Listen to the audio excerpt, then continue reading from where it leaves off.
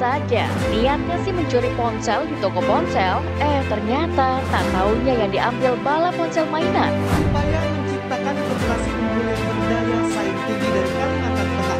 Warga banjir di lokasi ini juga memutus akses jalan MH Tamrin yang merupakan keindahan gugus pulau di Raja Ampat, Papua Barat Daya kini diambang kerusakan lingkungan. Usai menuntaskan 2 periode kepemimpinannya di tanah air, Jokowi dipercaya duduk di kursi Dewan Penasihat Bloomberg New Economy. Lantas, apa itu Bloomberg New Economy? Sebelum lanjut, jangan lupa klik tombol like dan subscribe channel kami.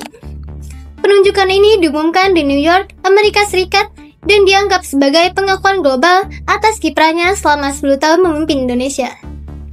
Jokowi kini duduk sejajar dengan tokoh-tokoh dunia seperti pendiri Moderna, pejabat tinggi IMF, hingga mantan Perdana Menteri Eropa. Penunjukan ini sekaligus menjadi cerminan bagaimana posisi Indonesia semakin diperhitungkan di panggung global. Menariknya, Bloomberg New Economy bukan sekedar tempat para pemimpin berpidato, melainkan ruang diskusi elit yang membentuk arah baru ekonomi dunia. Lalu, apa sebenarnya forum ini dan apa tugas Jokowi di dalamnya?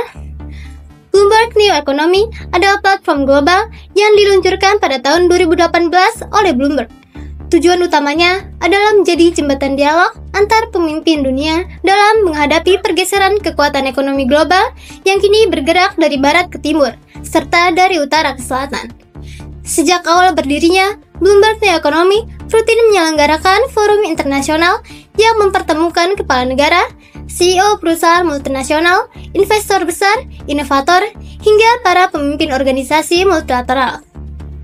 Untuk memperkuat peran dan arah organisasinya, Bloomberg membentuk Dewan Penasihat Global pada April 2025. Dewan ini beranggotakan 22 tokoh kelas dunia dari berbagai latar belakang yang dinilai mampu memberikan masukan strategis. Jokowi kini duduk sejajar dengan nama-nama besar seperti Gita Gopinath, Mark Rowan, Raffi Menon, Numbar Afeyan, serta tokoh internasional lainnya. Tugas utama Dewan ini adalah memberikan saran dan pandangan strategis terkait berbagai persoalan besar dunia, mulai dari konflik geopolitik, transformasi digital, krisis iklim, hingga masalah rantai pasok global. Bagi Jokowi, posisi ini menjadi kesempatan untuk menyuarakan pandangan negara-negara berkembang, seperti bagaimana mereka menjaga pertumbuhan ekonomi, mendorong industrialisasi, sekaligus menghadapi tantangan transisi energi hijau. Dalam profil resminya, Bloomberg menyebut Jokowi sebagai seorang politikus, insinyur, sekaligus pengusaha yang pernah menjabat Presiden Indonesia pada 2014 hingga 2024. Bloomberg juga menyoroti rekam jejak Jokowi sebagai presiden pertama Indonesia yang tidak berasal dari militer maupun elit politik.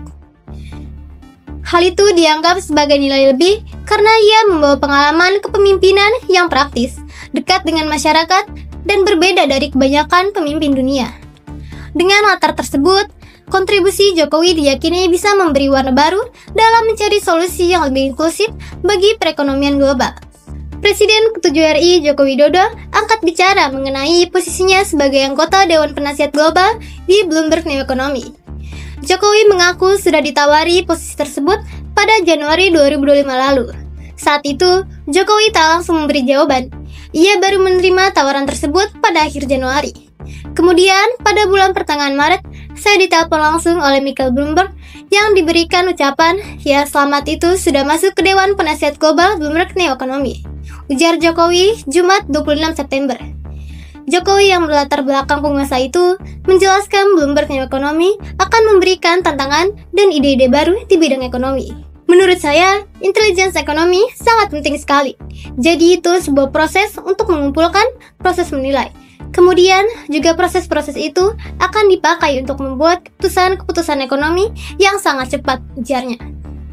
Ia menambahkan, saat ini sudah banyak teknologi yang bisa digunakan untuk mempercepat pengumpulan informasi di bidang ekonomi. Ia menyebutkan diantaranya Artificial Intelligence, 5G, hingga Internet of Things. Data-data ekonomi seperti yang tadi saya sampaikan itu akan penting sekali dibutuhkan real time, kata dia.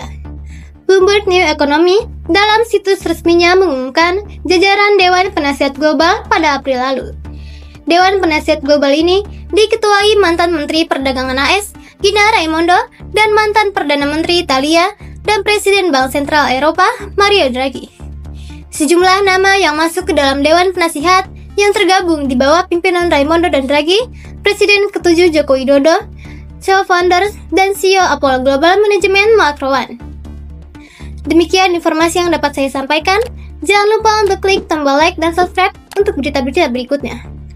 Nantikan berita terbaru hanya di RRV Media.